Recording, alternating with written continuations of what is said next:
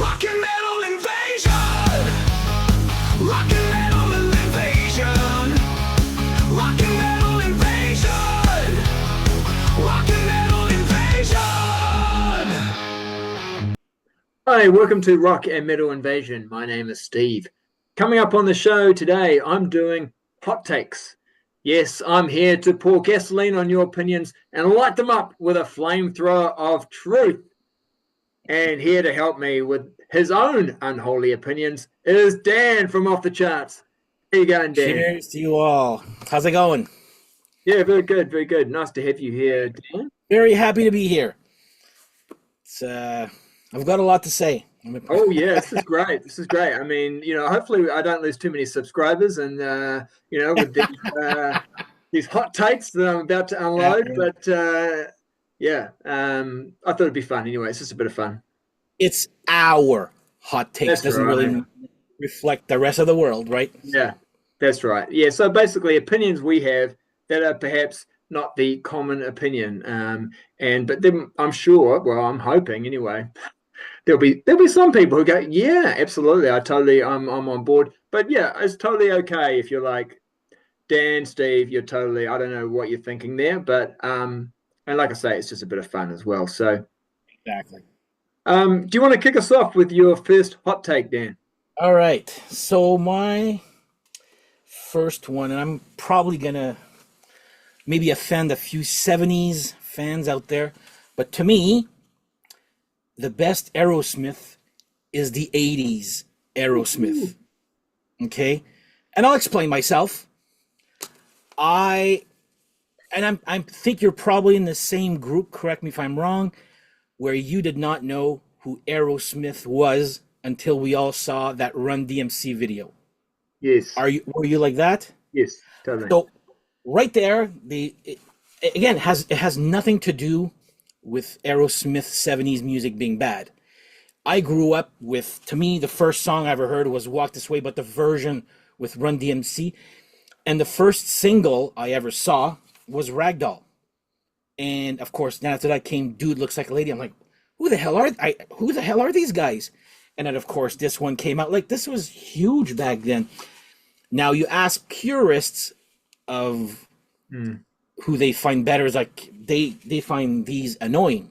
But you know what? I grew up with this. This is my favorite era of Aerosmith. So yeah, I'm gonna go with the 80s era. Like I find nothing wrong with these albums, and I'm not dissing the 70s, but I do prefer the 80s version of 90s Aerosmith is another ball of wax there. But my hot take is 80s Aerosmith is better than 70s Aerosmith. Yeah, there you go.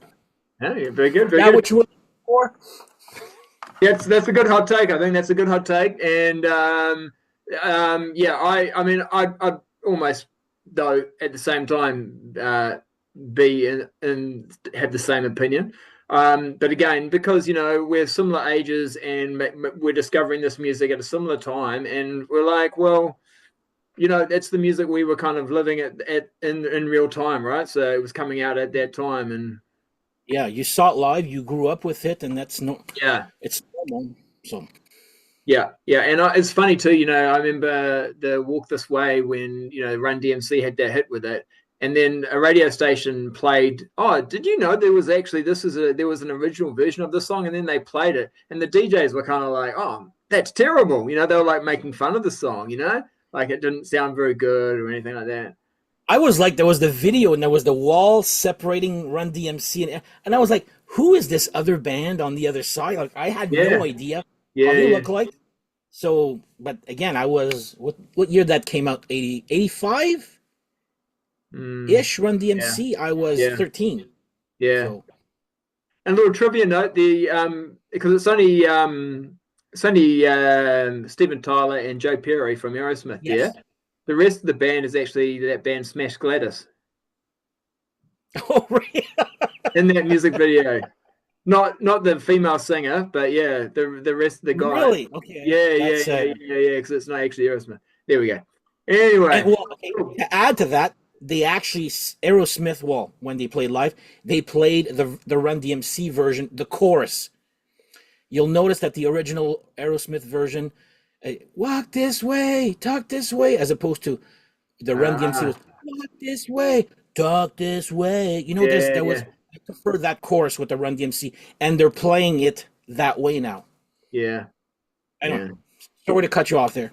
No, and we could probably keep, as I said, I think, you know, each of these things could almost be a show in themselves, you know, because I feel like there's more I'd like to talk about with this subject, but we'll be here all day. So my first hot take is actually pretty similar to what you're sort of saying. Similar, again, we're talking about that comparison between experiencing music from the 70s as opposed to the 80s. So my hot take is Kingdom Come is better than Led Zeppelin, which I think I sort of said that as a bit of a joke once in one of my shows. But you said it on the Kansas Connection once, yeah. Yeah, I think it was, yeah. And but you know, but if you ask me, okay, Steve, you can listen to either all the Led Zeppelin albums or all the Kingdom Come albums, but you've got to choose which one. I'd choose Kingdom Come over Led Zeppelin. Now, don't get me wrong, I like Led Zeppelin, but I prefer Kingdom Come. And Yes. I guess what's also funny about having that as a hot take is, of course, Kingdom Come kind of got dissed a little bit back in the day as being a band that's just copying Led Zeppelin. They're just, you know, Led Zeppelin copycats. And, you know, for me, it was like, this is really good. This is like, you know, yeah, they get put in the hair metal category because they came out at that time, but I don't know another band that came out in around 1988, 89 that was really sounding like this. And I think that, you know, the musicianship is great. The songs are great. Lenny Wolf is the kind of the guy who drives Kingdom Come. Great vocalist, good songwriter. So, yeah, like I say, I like Led Zeppelin, but Kingdom Come is my preference. The one after, in fact, even the albums throughout the 90s are pretty good as well. So, yeah, so there we go. That's my hot take, number one. I would agree with you. Like if I had for the part where if I had a choice between Kingdom Come and Led Zeppelin, I definitely choose Kingdom Come, but not for the same reasons as you. Be more like I've heard every Led Zeppelin song. Basically, I'm not super. I only have 4 albums by them. The first 3 and the one with the girl with the dress there on it there, that one there. So yeah, so interesting take there. Okay, cool. But I do agree. Yeah, to a point. Yeah. Okay. Yeah, and I mean, I'm not talking about musicianship either or anything like that or originality. I'm sure you know, but you know, Led Zeppelin very original, great musicians, all that kind of stuff. But I'd also say, you know, Led Zeppelin were influenced by people as well, right? It's just a continuous cycle, right? Every band's influenced by someone who's been influenced by someone else, and yeah, of course, there's always going to be that. Yeah. All right. What's your hot take number 2? All right, hot take number 2. I'm going to go with this album. This is the best 1988 album ever. No, that's not true. That's just a joke, guys. Oh, you blow my mind now. Yeah, I'm joking. Okay, I'm going to go with an overrated band. I've bitched about these people many times. So Guns N' Roses. Oh yeah, great, okay? Great. I was hoping for this. Yep. Now, it's not that I find them bad, okay? I find that there's nothing better or worse that came out from these guys that other people were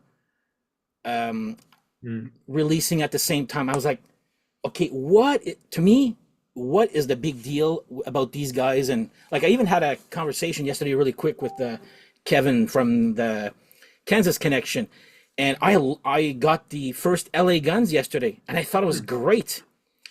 And of course, that did nothing compared to this. And to me, I find them to be equal. Probably I would enjoy the LA Guns one a little bit better because I haven't heard it to death also. But I find them to be overrated, but not for like they deserve the success. But I find that other people should have gotten the success that these guys had. To me, they were no better or worse than what was going on at the time. That's what I mean by when I say that this band is overrated.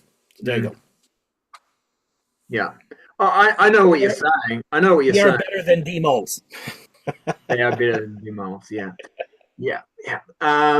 Which is not a great compliment, but anyway. Mind you, Demos is better than Smashed Gladys, which you mentioned earlier. It's because I bought a whole bunch of albums this past weekend. Yeah, that's right. Yeah. I did not like Smashed Gladys, but yeah, whatever. Anyway, sorry. Yeah. I know what you're saying. And that's why it always annoys me a little bit, just mildly annoys me, when some people say, oh, Guns N' Roses isn't hair metal, like as if they were like this separate band from LA Guns or Faster Pussycat, or they're just like that. They're what makes them any different, What I will say though is I think they did that sound better than all of those bands. Like for me, like Guns N' Roses, Appetite for Destruction.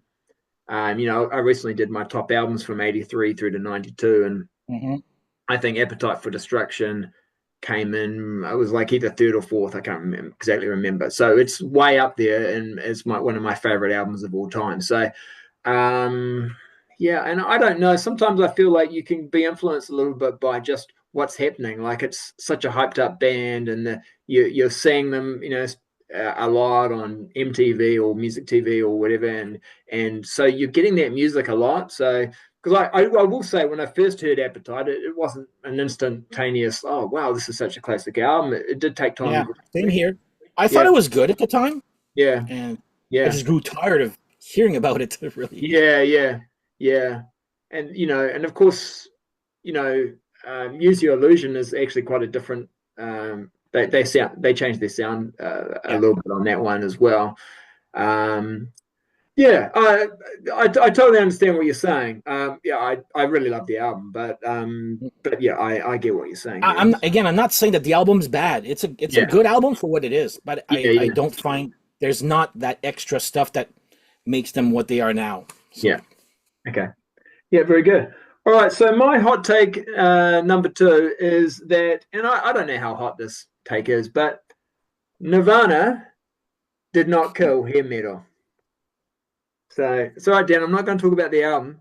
Yeah, go on. There's some Dan's like, oh, get away from me.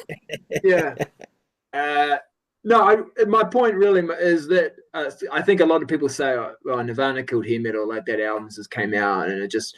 And I think it's, again, it would be a whole show to talk about it, but I'm just basically saying it's more to it than that. I mean, yes, it was that was part of the scene, but there were other bands coming out, Pearl Jam, Stone Temple Pilots, Alice in Chains. And Alice in Chains had released their album a couple of years prior to that. And you could see it with some of the hair metal bands as well. They were getting more serious. They were changing their image. Change was coming. People were getting sick of that sort of glammy image, and the lyrics are all about partying and you're right, that kind of stuff. They wanted something a little bit more serious, and so I think it was changing anyway. I just think that a whole lot of things change. Things like Nirvana coming out with that album, sure, but then Music TV now starting to go for more alternative bands, and radio now starting to play more alternative bands, and the grunge sound as well. Nirvana didn't invent grunge; it was just part of their sound. So yeah, I think they're just and there were other alternative bands as well that wouldn't even be grunge bands. Like you had Rage Against the Machine, you had bands like Tool coming out around that time as well. Then you had bands like Korn coming out with like the new metal sort of sound. So there was a whole lot of different sounds coming out in those early 90s that just eventually just overtook what we did call hair metal. Yeah, I agree with what you say. I'm going to add that it's not there. It's an easy target to say, because Nirvana was probably or is the most popular grunge band out there. So it's easy to put them as the pinup boys for them ruining. They didn't help it though. They didn't but hair metal also killed itself. I've always said that. Yeah. My beef with that whole Nirvana is because sure, there was let's say 100 bands like say that week, that hair metal band that came out that week, well, you had 4 or 5 grunge bands. It was getting oversaturated. I agree with that, but it's the fact that the good bands suffer. Like, you're a teacher, you know exactly what I'm talking about. When one student talks and then the whole class gets punished. Well, Yeah, it's exactly like that. your every hair metal band got punished with that, and it's the name that people associate with grunge the most. You're right, it didn't kill it, but it didn't help it either. Mm. It was part of the Nirvana was part of the problem that hair metal died, but it wasn't Yeah. all. That's what I mean. Yeah. Yeah. Yeah. Absolutely. Oh yeah. I'm not saying it's an innocent party. It definitely had a part to play. But yeah, it's just you can't pin it all on. Pull Okay. it all on. Yeah. All right. Interesting. What's your third one, Dan? Okay, so I'm gonna piggyback on that, but on the an opposite comment. So you're saying, people, the hair metal were um, getting more serious, and I would say even more heavy, right at a point. Mm. Mm. So, and people are like, wow, let's say I'm gonna use a War Doggy Dog as an example. When that first single came out, Machine Gun, I was like, whoa, that is heavy. It's great. Mm. So why was it acceptable for hair metal to go heavy, but then when you have a heavy band that goes and releases this, like Megadeth Risk, they went the opposite. They went pop rock or Mm. wimpy metal. Like, you know what I mean? Wimpy metal. Yeah. My hot take on this is I'll say this till I die. Breadline is in my easily my top 5 Megadeth songs of all time. To me, a good song is a good song. So why is it okay for Mm. someone that goes, it wasn't as heavy, they go heavier? Oh, bravo. But these guys were heavy. Like, this came out after Trust or Cryptic Writings, I believe, Mm. and it was a total flop. Oh, Mm.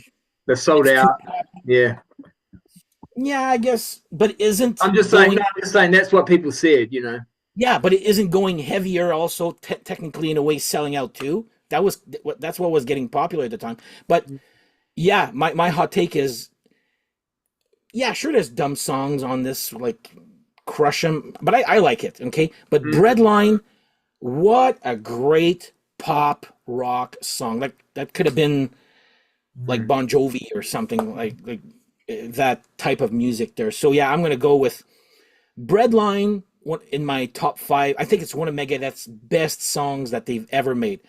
Doesn't matter if it's heavy, doesn't matter if it's not heavy. To me, a good song is a good song. And well, yeah, I'm gonna leave it at that for this. So anyway, Yeah. my hot take is that, like, why is it okay for for hair metal to go heavier, but for heavy bands to go not heavier? Like, even we all remember what happened with this, right? Mm. It flopped because they changed. Change should be okay. Mm. But anyway, that's what it's my Mm. little hot take on that there. Hopefully I explained myself. Yeah. Yeah. No. No, you did. I especially like your take on the fact that if a band, um, you know, doesn't actually gets lighter, then they usually, quite often anyway, will, get negative reviews about that. While if you go heavier, that's okay, sort of thing, Yeah, I don't know why. Yeah, yeah, you're absolutely right. That is definitely true. And I think there's just some bands where it's like, and it just depends on maybe on your musical taste. But there's certainly been bands where it's like, now that they've got a little bit more melodic, I actually like them more, than when they were like, well, it's a bit, it's almost like, oh, you're a bit too heavy before, but now you just got a bit more melody, you got a little bit more commercial, and now I'm a little bit more interested. So, Yeah. yeah, and that actually kind of works in quite well with my next one, which my next hot take is Metallica are overrated. But first I will say that, yeah, when Metallica they became more popular, but they also got some hassles about it as well with the Black Album, right? Where they kind of, some people thought, especially the thrash fans, they like it, Yeah. that they sold out a little bit. But for me, it was like, this is a little bit a lot more melodic, a little bit more commercial. I really like the Black Album. In fact, the Black Album is probably my favorite Metallica album. But I was never really into the thrash scene at the time, not in a big way anyway. Mm. But obviously, I mean, I've heard, Ride the Lightning, Master of Puppets, Kill 'Em All. But I'm not a big fan. I don't have these on vinyl, and that probably tells you everything. Like the fact that I haven't bothered to get them on vinyl. But I think they're great. But again, it's a little bit like what you've said too about Guns N' Roses and Appetite for Destruction. I kind of think, but there were other bands coming out with albums that I don't know, like especially this one, sound kind of like this. The early's, mid early '80s heavy metal. Yeah, it sped up a little bit, but there were other bands that had a similar sound. Now I will say these are really good, and I'm sure if I'd experienced these at the time, Ride the Lightning, Master of Puppets, I would have probably really thought, wow, this is really good. I think it's always difficult when you go back, check it out later, not at the time. Mm-hmm. And but it's not so much that period. It's just sort of since the 90s, they've hardly released any albums. There may be every sort of 5 or 6 years they put out an album, but it's always hyped up like this big thing. And I listen to them and I'm like, oh, I really don't get it. Like, this is okay. This is all right, but what's the big deal? They've become the kind, and it's easy for it to happen, right? They're big rock stars now, and I just don't feel the hunger's there like it probably was when they were putting these albums out. Yeah. There's movies, there's they're really they do these big tour packages now, and I think there was the whole thing with Napster and all that kind of stuff as well, and I don't know, Lars, he's not he's not the world's greatest drummer or anything like that, is he? I mean, but I think James is really talented, definitely, and I think he has a lot to do with the success of the band, and they've always been trying to recapture their. I think it seems like that way anyway. They've always tried to recapture their original sound, but I listen to their albums and I'm just kind of like, I don't know, it's okay, I guess, but nothing really stands out. And I'm a bit different because I like the Black Album and I quite like Load. I've got those 2 albums on vinyl. I quite like Load. Reload, that was just kind of that to me just seemed like a bit of a leftovers thing. And then of course they had what's that album that gets a lot of hassles? Anger? Yeah, Saint Anger, yeah. Or Lulu even? Oh, well. No, I mean, yeah. But Saint Anger got a lot of hassles, but I didn't even think it was just like, for me, that's just like, that's Metallica, isn't it? That's what they kind of, I don't know. I mean, maybe not. I think it got pretty dumb there. Yeah. Tick, tick, tick, tick, tock. I was like, what was that? Yeah. But I mean, I don't mind it, but at the same time, all their other albums after that are like, yeah, they're okay. So, but they're supposedly, I think, the #1 heavy metal band in the world, So, and I'm not quite sure that that's justified. I think they're an easy band to label as a heavy metal band. They've even got, metals in the name of the band, so I think that probably helps. But yeah, that's just my hot take. I'll still remember the Black Album. They kept releasing like these ballads, like None of It Matters and Unforgiven. And I remember my friend Pascal's sister. She goes, "Are they going to rename their band now Softica?" Yeah, right. Yeah. Exactly, because it's like, where's the metal? Yeah. I agree with yours. Like I'm not a Metallica fan. I have seen them live 4 times. Great show. Yeah. Their newer stuff, I mean, I probably couldn't name you a song that's from Death Magnetic, Hardwired to whatever. The one that's yellow. Is that all they've done? 72 Seasons or something? What's that called? 72 Seasons, yeah.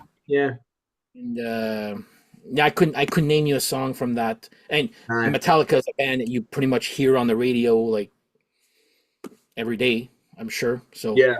yeah, I know none of those.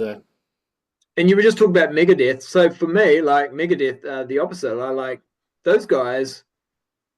Like this, Rust in Peace is awesome. It's one Yeah, of my oh, I love favorite albums. that. Love that album. But I feel like they've sort of stayed fairly true to their sound, and yeah, they're more consistent. Yeah. I, c- Talking about consistency, ask Steve or my friend Pascal who is the best and most consistent thrash metal band, and they will both say, well, or they'll both answer Overkill. I Oh, right. betcha. I betcha. Like they'll say those are, and I was surprised, and then I'm watching Keith's channel, like, yeah, they're pretty much on the same page, him and Pascal. I was like, I asked him why, and he goes, yeah, they're very consistent. While everybody kind of like whether you're Megadeth, Anthrax, or Mhm. Slayer or Metallica, they went like this. Yeah, While yeah, I mean, everybody did missteps in the '90s, everybody, but Overkill has been pretty consistent according to them. So yeah, yeah. I've got the Overkill box there. Yeah. So because oh, on vinyl, wow. yeah, and I because I never got into them at the time, so it was like one of those rare situations where when the box set came out, I thought, hey, I've got nothing, so this is actually I should just get the box set. So, but I'm still working my way through them a little bit. It's heavy. I mean, Yeah, thrash is not my music. It's not like yeah, I like some thrash. Like I love Megadeth, but mm, I never gave Overkill a chance, to be honest. There, but I do love some of their videos, and I've seen them live. Was it last year? So there you go. yeah. They're still going, eh? Yeah, yeah. Yeah. All right, what's your next one, Dan? Okay. Well, it's kind of piggybacking on your Metallica one, and it's this band that is huge. And when I say huge, it's like everybody's like supposedly loves these guys now. And no disrespect to this band, but I'm gonna go with AC/DC. Okay, I like AC/DC. Do I love them? No, not even close. I love the Bon Scott era because that was original. But Yeah, anything after this, I heard. I went on Keith's channel to talk about Stiff Upper Lip, and I was like, oh my god, going through Stiff Upper Lip was almost a chore. Um,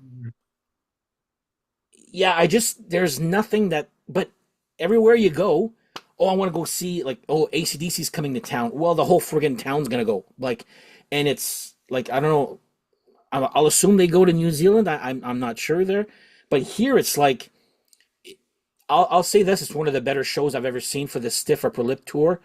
But and it was at Rock or Bust I saw, but it was an outside stadium, so like 30,000 people. Betcha they couldn't name a single song that came after this album came out. I bet you like half of the people that were there. But it's like for some reason, and there's a little bit of jealousy involved. Like when people say, "Oh, Kiss is too simple and they're not good musicians." Oh, this is even worse when we're talking talent wise, and I'm not saying they're talented or untalented. That's not the way that they're writing their music. They even said them themselves. They wrote 22 albums that sound the same, but after a while, to me, this type of music gets really really tiresome, especially anything after this album. I find so I find that these guys are, yes, they're fun live.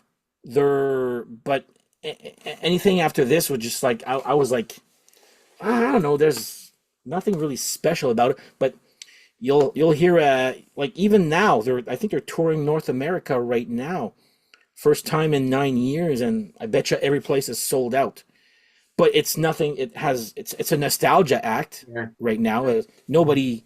Everybody I hear is like buying the new albums. Oh, it's a good new album. Then you don't hear from them regarding that album like forever, basically. So anyway, I know it's a weird hot take. I know there's a lot of people that love AC/DC. I don't love them. I just it just, and I'm not saying they're bad or they're good. It just baffles me how loved this band is for having the same song over and over. I know I bitch about Wasp Eldorado, but it's basically the same thing.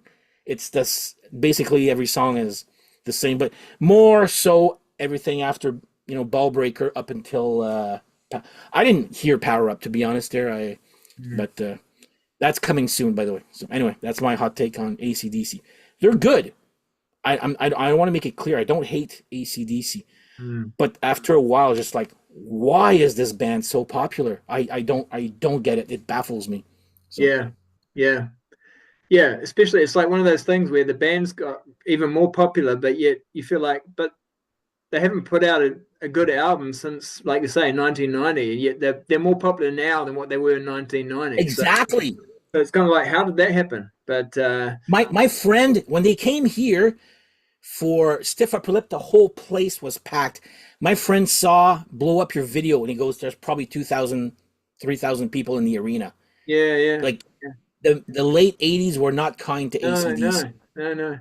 But they came back with a vengeance. Like your Metallica, they're touring, but nobody's talking about their latest albums, like how good or bad they are.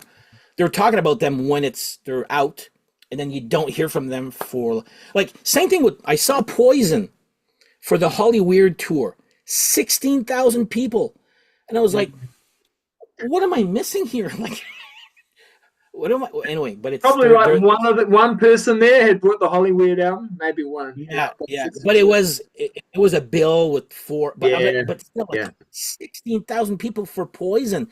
Like that was Winger and Faster Pussycat and Cinderella. But it's anyway. I'm not going to talk about that. But it's sometimes you're just like I'm still baffled as to how or why that was that populated. Same thing with. It's probably another show, it's like maybe we could do one, but I sort of feel like you could almost, I'm just thinking the other day, probably the last good Kiss album was Hot in the Shade. That's a hot take, but and we talked about Aerosmith as well, like through the 90s. I mean, a lot of these big name bands, their last really good album at least, and there might be a few good songs on a few albums from the 90s and 2000s, but in theory, like for a lot of these big bands, their last good album was early 90s sort of thing, so late 80s even. All right. So my next one is, and I've got a few albums to show, so I'm just going to show these. Saxon, Innocence is No Excuse. Twisted Sister, Love is for Suckers. Crocus, Change of Address. Crocus, The Blitz. Judas Priest, Turbo. Kiss, Crazy Nights. I think all of those albums are really good. Yes. And that's a hot take. I agree.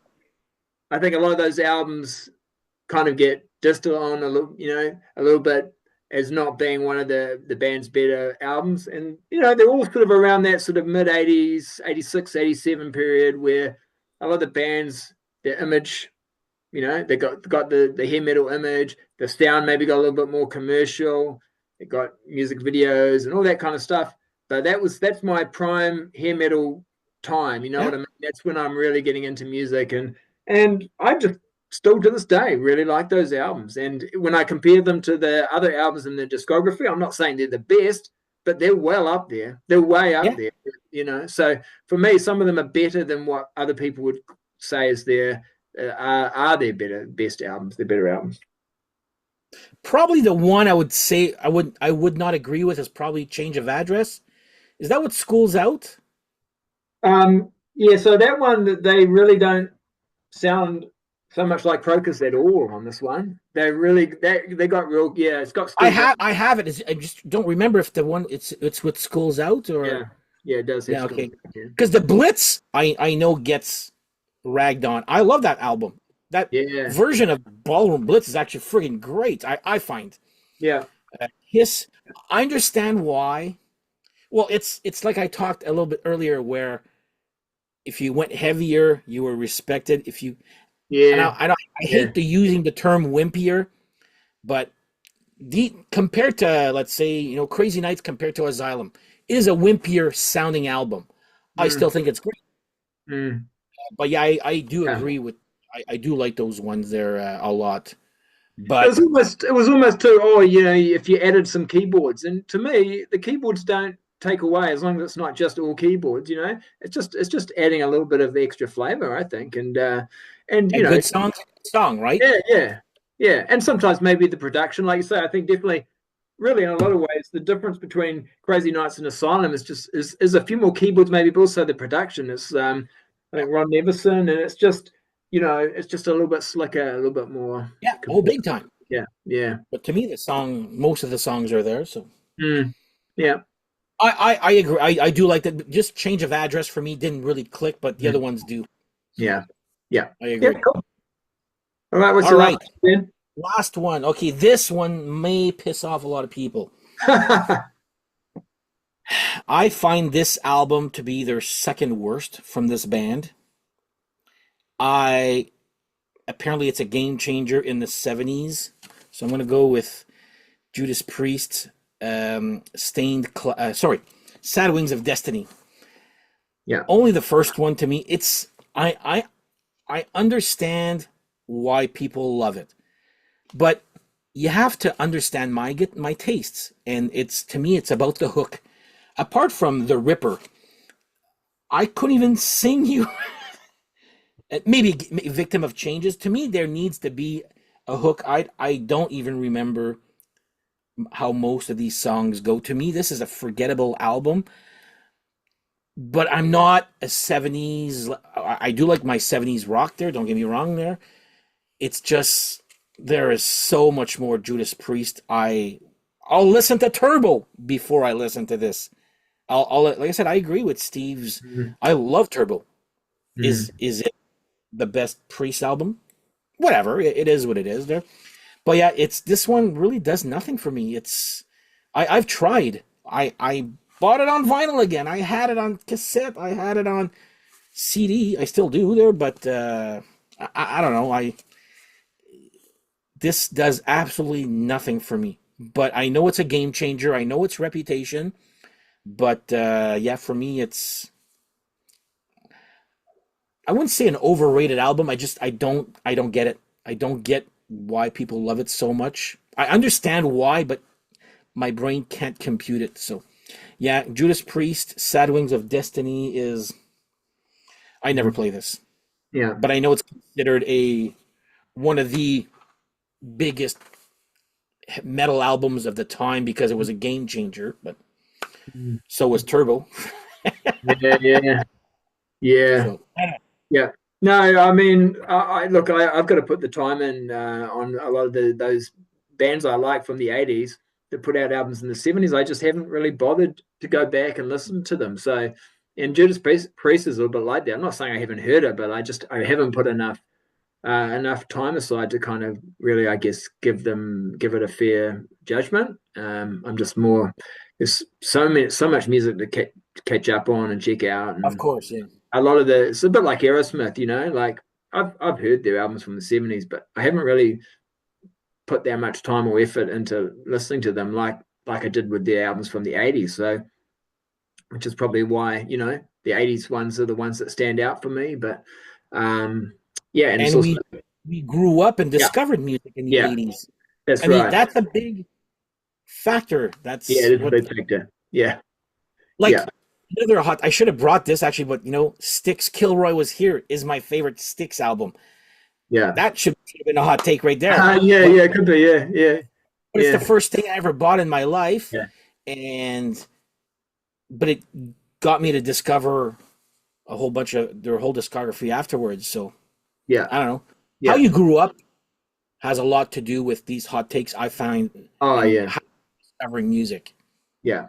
And if you watch other YouTube music shows, and you know, if the guys are like about 10 years older than us, Dan, then they'll all be about Led Zeppelin and 70s Of course. Aerosmith and Judas Priest, you know, so I'm not saying they don't like the 80s either, but I'm just saying that they'll spend a lot more time on that. And yeah, it's kind of music I'm not that familiar with, so that's why I don't really talk about it that much. Well, basically, I like to have fun also when I listen to music. Sad Wings of Destiny is not a fun album. You Yeah. listen to Tyrant or Yeah. Dreamer Deceiver, compare it to Parental Guidance. Yeah, It's not the same thing at yeah, all. One is a yeah, fun song. yeah, yeah, I can yeah, sing to you parental guidance yeah, note by note, you know.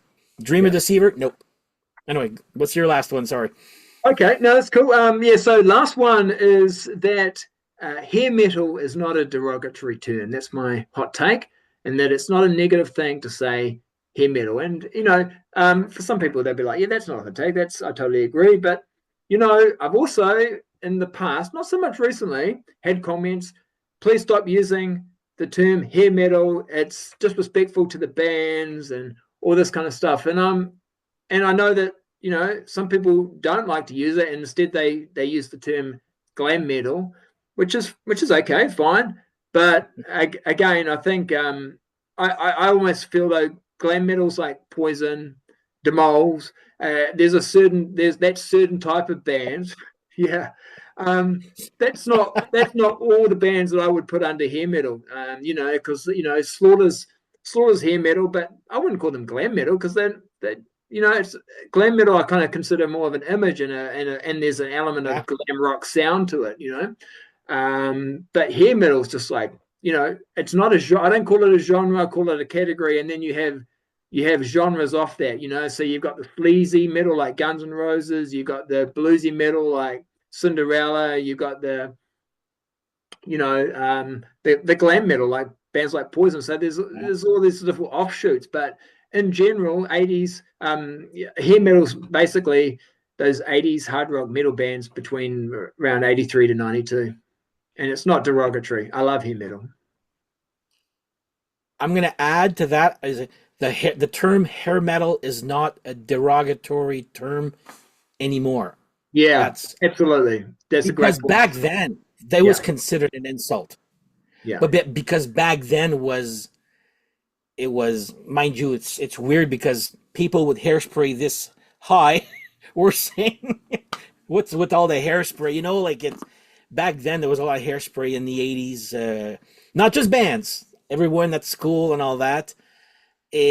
But right now I wear it with a badge of honor. I was told, at the time, Dan, F off with your hair metal yeah, or whatever. yeah. And I was like, but then, you grow older, you get a thicker skin or whatever. I don't know.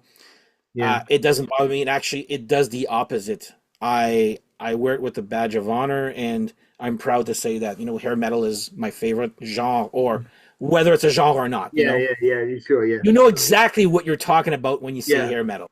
Yeah, absolutely. Yeah, and I don't care if people want to call it a genre because it almost is now, right? Because people straight away know what you are talking about when you say that. Exactly.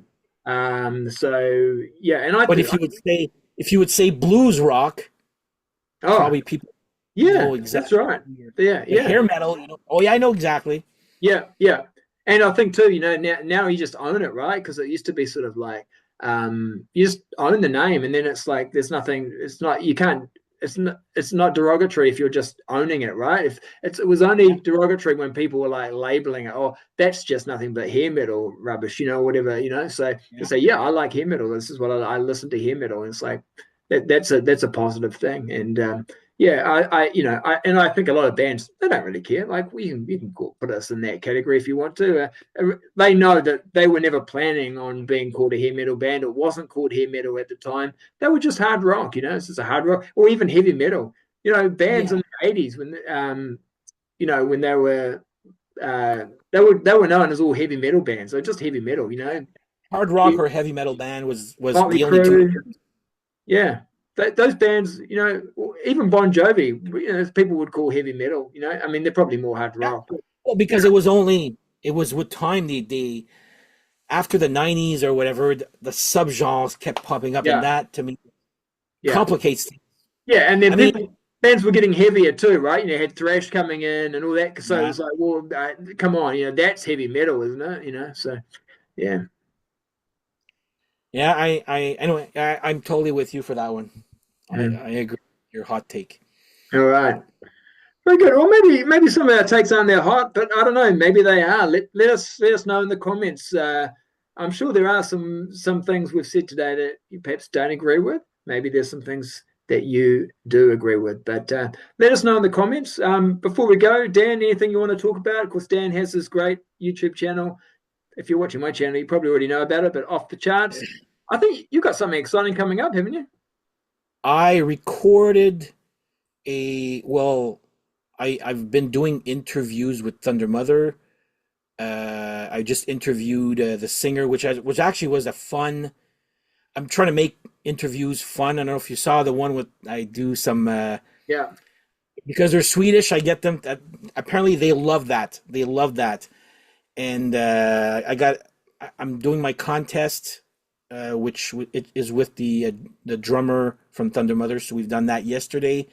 I'm actually going through with it this Friday.